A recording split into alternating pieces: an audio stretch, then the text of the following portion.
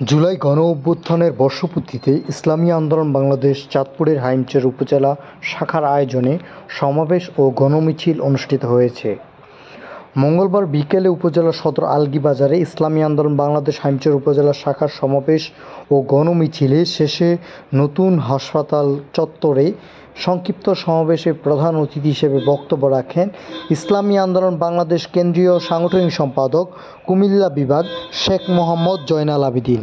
ইসলামী আন্দোলন বাংলাদেশ হাইমচর উপজেলা শাখার সভাপতি মাওলানা ডাক্তার মোহাম্মদ শফিউল্লাহ এর সভাপতিত্বে ও সাধারণ সম্পাদক ফখরুল ইসলাম শিমুলের সঞ্চালনায় বিশেষ অতিথি হিসেবে বক্তব্য রাখেন ইসলামী আন্দোলন বাংলাদেশ চাঁদপুর জেলার প্রচার ও দাওয়াত বিষয়ক সম্পাদক এইচ.এম. নিজাম, ইসলামী ছাত্র আন্দোলন চাঁদপুর জেলার সভাপতি ডি.এম. ফয়সাল।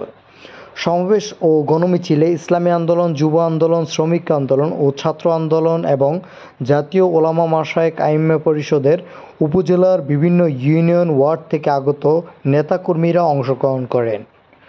দোয়া ও মোনাজাত পরিচালনা করেন ইসলামী আন্দোলন বাংলাদেশ চাঁদপুর জেলা শাখার সাবেক সভাপতি মাওলানা মোহাম্মদ নুরুল আমিন জিহাদি।